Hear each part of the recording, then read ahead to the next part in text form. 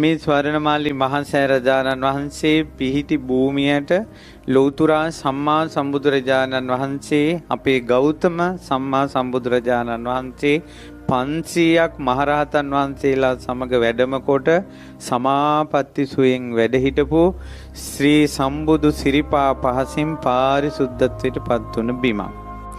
ඊළඟට බුදුරජාණන් වහන්සේ මොහොතේ මෙතන මහා ශාල කියලා දිව්‍ය පුත්‍රයෙකුට කියා හිටිනවා. දිව්‍ය පුත්‍රය අනාගතයේ භාග්‍යතුන් වහන්සේගේ වැඩිමනක් ධාතු තැන්පත් මහා සෑය ඉදි වෙන්නේ මෙතන. ගාමිණී අභය කියලා පින්වන්තෙක් පහළ වෙලා ස්තූපේ කරවනවා. මේ භූමියට මහා කස්සප මහරහතන් වහන්සේ වැඩම කළා. මේ භූමියට සාරිපුත්ත මහ මුනිදුන් මුගලන් මහ මුනිදුන් වැඩම කළා. ඉතින් මහා කස්සප මහරහතන් වහන්සේට මේ කාරණා හොඳට මතක හිටියා. ඉතින් බුදුරජාණන් වහන්සේ ලංකාවට වඩිනකොට එවකට මේ භූමියේ මිනිසුන් නැහැ. ඉතින් මේ භූමිය බුදුරජාණන් වහන්සේ වෙනුවෙන් වෙන් වෙච්ච භූමියක් විදිහට කටුරොහොල් ඇති වෙලා කාටවත් අපිරිසිදු කරන්න බැරි විදිහට මේ භූමිය වෙන් වෙලා තිබුණා. මිහිඳු මහරහතන් වහන්සේගේ වචනේ මිහිඳු මහරහතන් වහන්සේ සපු මල් අරගෙන දේවානම්පියතිස්ස රජුරු ඉදිරියේ මේ භූමියට ඉස්සා මේ පොළොව කම්පා වුණා. ස්වාමිනී අයි පොළොව සෙලුනේ. මහරජා අනාගතේ මහා ස්තූපයක් ඉදි වෙනවා මෙතන. තුන් ලෝකේටම අසදෘස ස්තූපය. ඉතින් ස්වාමිනී මම කරන්න නෑ. ඔබට ගොඩක් කටයුතු තියෙනවා. ඔබගේ මුණුබුරෙක් ඉන්නවා ගාමිණී අබේ කියලා අනාගතේ. එතුමා තමයි මේ ස්තූපය කරවන්නේ. අන්නේ විස්තරي ලියලා මේ කණුවක හිටවලා තමයි දේවානම්පියතිස්ස රජුරෝ මේ භූමිය වෙන් කළා තිබ්බේ. ඉතින් දුටුගැමුණු මහරජුරෝ තමයි 28ක් යුද්ධ ජය අරගෙන මේ අනුරාධපුරයට පැමිණ බෝධීන් වහන්සේ වන්දනා කළ එනකොට අශ්වයා තමන්ගේ පාලනයෙන් ගිලිහිලා ඒ අශ්වයා කැලෑ වැදුනා මේ පැත්තට. ඇවිල්ලා අර කණුව වටේ කැරකෙනවා. රජුරෝ අශ්වයාගෙන් බැහැලා කණුවේ අකුරු කියවනකොට අනාගතේ ගාමිණී අබේ කියලා රජ කෙනෙක් මෙතන මහා ස්තූපයක් ඉදි කරනවා කියන අකුරු දැකලා ඉපදෙන්නත් කලින් තමන්ගේ නම ගලක කොටා විස්තර අනාවැකි කියපු බව සිහි කරනකොට රෝමෝද්ගමනය වුණා. ඊට පස්සේ ගල් කණුව අයින් කරවලා මේ භූමිය සමතලා කළා. දසමහා යෝධයන් මහා ඇතුන්ගෙන් මේ භූමිය හදලා මේ රුවන්වැලි සෑය උසටම ගර්භයේ උසටම පොළොව ඇතුළට චෛත්‍යය තියෙනවා. මොකද මේ පේසාවල්ලු තුනේ උස පමණටම 9 ප්‍රමාණයක් පොළොව ඇතුළට ගිතා බැහැලා තියෙනවා. හේතුව ගෞතම බුද්ධ ශාසනයේ අසද්දෘස මහා සෑය දඹදිවවත් නෑ මෙහෙම සෑයක්. දෙව්ලොවවත් නෑ බ්‍රහ්ම ලෝකේවත් නෑ. අසද්දෘස මහා සෑය සමාන වෙන්නේ නෑ. ඉතින් නාග ලෝකෙන් තමයි ධාතුන් වහන්සේලා වැඩැම්මුවේ. ඒ ද්‍රෝණයක් ධාතුන් වහන්සේලා ද්‍රෝණයක් කියලා කියන්නේ බුදුරජාණන් වහන්සේගේ සම්බුදු සිරුරේ සම්පූර්ණයෙන්ම තිබ්බේ ද්‍රෝණ 8යි. 8න් එක පංගුවක්ම මේ ස්වර්ණමාලී සෑරජුන් තුල වැඩ සිටිනවා. තුන් ලෝකේ කිසිම ස්තූපයක තරම් ධාතුන් වහන්සේලා වැඩ සිටින්නේ නැහැ.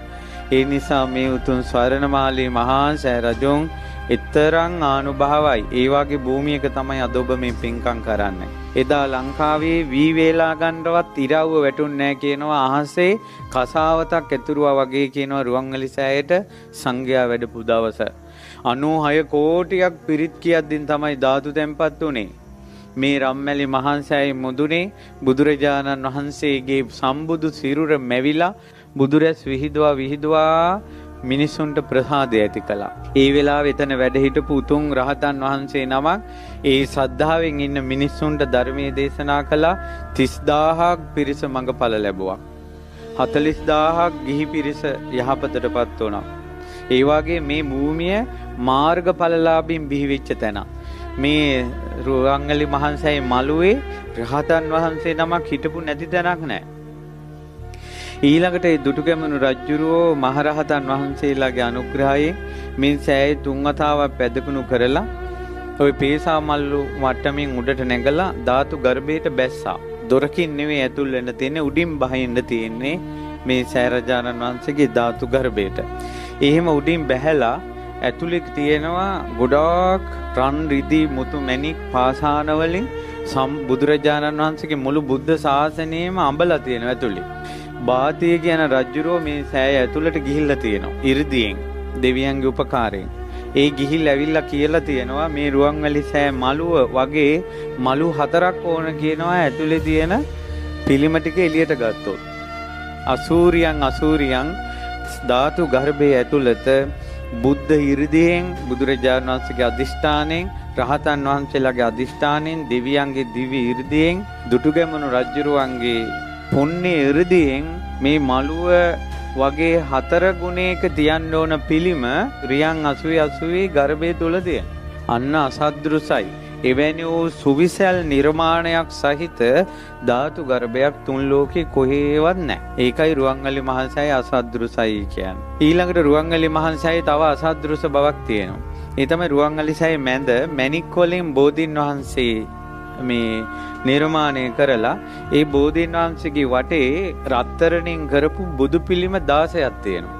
ඒ බුදු පිළිමයක් කෙලින්ම ඉස්සරහා සෑයේ මෙහෙම මැදින් කෙලින්ම පේශාවල් වලින් ඉස්සරහා අපි ඇවිදින මළුවේ සිරිපතුලක් තියලා තියෙනවා. ඒකට සෑයේ වටේට සිරිපතුල් 16ක්. ඒ සිරිපතුල් 16 තියෙන්නේ ධාතු ගර්භේ නිර්මාණය කරනකොට ප්‍රතිමා 16ක් සෑය ඇතුලේ තියෙනවා. ඒ ප්‍රතිමාව කෙලින්ම තමයි මළුවේ සිරිපතුලක් තියලා තියෙන්නේ. ඒ සිරිපතුලට වැන්දම ප්‍රතිමාවට වඳින විදියට. මේ රුවන්වැලි සෑ මළුව ඇතුලේ මැණික් ගල් 4ක් තියෙනවා. මේ ලෝකේ කිසි කෙනෙකුට මිල කරන්න බෑ මේ මැණික් ගල් 4. මේ සෑය ඇතුලට ෆෑසර් 4ක් දැම්මා වගේ එළියයි ඒ මැණික් ගල් 4 මුල්ලේ තියලා තියෙනවා. ඒක ගණන් හදන්න දුටුගැමුණු රජුරන්ගේ කාලෙවත් ඒ ගල් 4ට ගණන් හදන්න බෑ කියනවා. අදටත් ධාතු වංශේ තියෙනවා රුවන්වැලි සෑය ඇතුලේ තියෙන මේ මැණික් ගල් 4 වටිනාකම ඒ රජ කාලෙවත් ගණන් හදන්න බෑ කියලා. ඊළඟට දුටුගැමුණු රජුරෝ සක්දෙවිඳුගේ කරඬුවේ ධාතු ද්‍රෝණයක් ධාතුන් වහන්සේලා ඇතුලේ පැදකුණු කරලා අදිෂ්ඨානයක් කළා මේ උතුම් සෑරජානන් වහන්සේ බොහෝ දෙනාට සිත සල්සන බව සත්‍ය නම් අපි බොහෝ පින් රැස් කරගත්ත බව සත්‍ය නම් මගේ ශ්‍රද්ධාව සත්‍ය නම් මේ ධාතුන් වහන්සේලා කරඬුවේ තියෙන්නේ නැතුව ධාතුන් වහන්සේලා එළියට ඇවිල්ලා බුදුරජාණන් වහන්සේගේ රූපේ මැවෙන්න ඕන කියලා. අර ධාතුන් වහන්සේලා කරඬුවෙන් උඩට මතුවෙලා බුදුරජාණන් වහන්සේගේ රූපේ ධාතුන් වහන්සේලාගෙන් සැකිල්ල හැදිලා 이르දියෙන් මස් නහර කෙස් පවා පිහිටියා. තුන් ලෝකෙම බුදුරජාණන් වහන්සේගේ රූපේ ඒ විදිහටම මැවිලා තියෙනවා ඇතුලේ මේ රුවන්වැලි මහා සෑරජානන් වහන්සේ තුල. ඇස්පිය හෙලන්නේ නැති මොහොත පමණයි තොල් පොට සංගල සොලවන්නේ නැති මොහොත පමණයි හුස්ම ගන්න නැති පමණයි එපමණකින් බුදුරජාණන් වහන්සේ පිරිනුවම් පාලා අර රූපේ විදිහටම රුවන්වැලි මහා සෑය ඇතුලේ තිබෙනවා. මේ බුදුරජාණන් වහන්සේ මුණ ගැහෙනවා වගේ එන්න සුදුසු තැන. ලංකාවේ මිනිස්සු බුදුරජාණන් වහන්සේ මුණ ගැහෙන්න එනවා නම් එන්න ඕන සුදුසු තැන තමයි ස්වර්ණමාලී මහා සෑරජාණන් වහන්සේ. තමන්ගේ ජීවිතේ ශෝක සංතාප නිවා ගන්න සුදුසු තැන. ඉතින් බොහෝ දෙවි දේවතාවුන් වහන්සේලා 330 පැයි මා මේ බණ කියන මොහොතේ පවා දෙවියන්ගේ දෙව්ලොව කෙනෙක් හෝ බඹලොව කෙනෙක් හෝ නාලොව කෙනෙක් හෝ මනුලොව කෙනෙක් හෝ අනිවාර්යෙන් සෑය වදිනවා. මේ රුවන්වැලි මහා සෑය හිස් නොවන මොහොතක් නැහැ. අපි රෑ 10ට ගේට්ටුව වැහුවට ඒ ගේට්ටු මිනිසුන්ට වැහුණට දෙවියන්ට බඹුන්ට නාගයන්ට යකුන් රකුසන් ආදී කිසි කෙනෙකුට ඒක වැහෙන්නේ නැහැ. ඒ නිසා තමන් හරි පන්සිල් පද පහේ තමන් රැකිලා ඉන්නවා. තමන්ට බුදුරජාණන් වහන්සේ ගැන තියෙන ආදරේ සෙනෙහස සත්‍ය නම් තමන් මලක් හරි පුදන්නේ අවංකව නම් මේ සෑරජානන් වහන්සේ වැඳලා තමන්ට පිහිට ඉල්ලන පමාව ප්‍රමාණවත්. ඒ බුදුරජාණන් වහන්සේගේ පිහිට ගන්න තමන්ගේ හදවත සද්ධාවෙන් මුදහරින්න ඕන. අවංක ශ්‍රද්ධාවක් තියෙන්න ඕන බොරුව නැතුව. ඊළඟට පන්සිල් පද පහවත් රකින්න මහන්සි ගන්න ඕන. අමාරුයි තමයි කරගන්න අමාරුයි. නමුත් අවංක මහන්සිය. ඊළඟට දන් හැන්දක් බෙදුවත් අවංකව කරනකම. ඒ වගේ මිනිසුන්ට මේ සෑ මළුව පැදකුණු කරන දෙවියෝ ඒ අයට පිහිට වෙන්න ඉල්ලීමකුත් නැතුව. ඒ තරම් මහා සෑය බොහෝ දෙනාට සිත සලසනවා.